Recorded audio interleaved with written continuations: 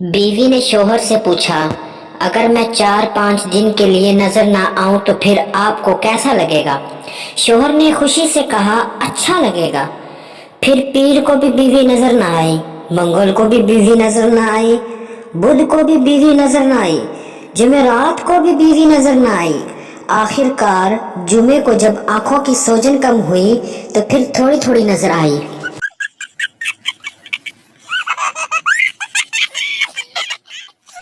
शेख साहब के कुछ रिश्तेदार इनसे मिलने आए। बीवी ने किचन में शेख साहब को बुलाया और बताया कि घर में चीनी नहीं है। शेख साहब ने बीवी से कहा, पत्ती दूध हमेशा की तरह कम और पानी ज्यादा डालकर चाय बनाओ, बाकी मैं संभाल लूंगा।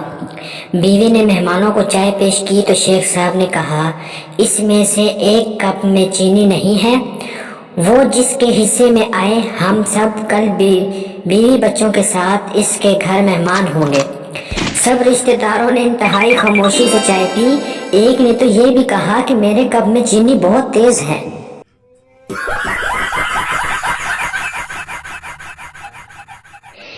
बीवी शोहर से, मेरी शादी तो पढ़ाई की वजह से लेट हुई, आपकी शादी क्यों लेट हुई? शोहर, मैं सदका बहुत दिया करता था। बीवी, सदके से शादी का क्या ताल्लुक? शोहर, सदका बहुत सी बलाएं टाल देता है, बस इस साल मसरूफियत की वजह से सदका नहीं दे गया तो हो गई मेरी शादी।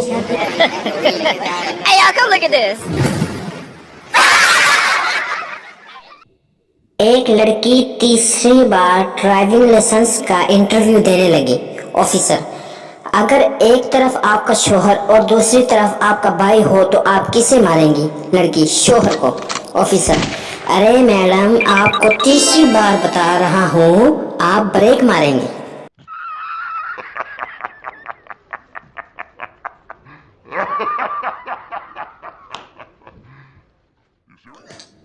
प्रिंसिपल गुस्से से, अगर कोई लड़कियों की हॉस्टल की तरफ गया तो पहली दफा 100 रुपए जुर्माना होगा, दूसरी दफा 200 रुपए, तीसरी दफा 500 रुपए जुर्माना होगा।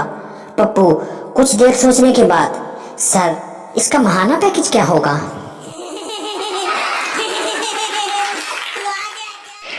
लड़की को बम मिला। आयशा, चल पुलिस स्टेशन दे आते हैं। मरियम, अगर ये रास्ते में फट गया तो? आयशा, तो झूठ बोल देंगे कि ये फटा हुआ मिला था।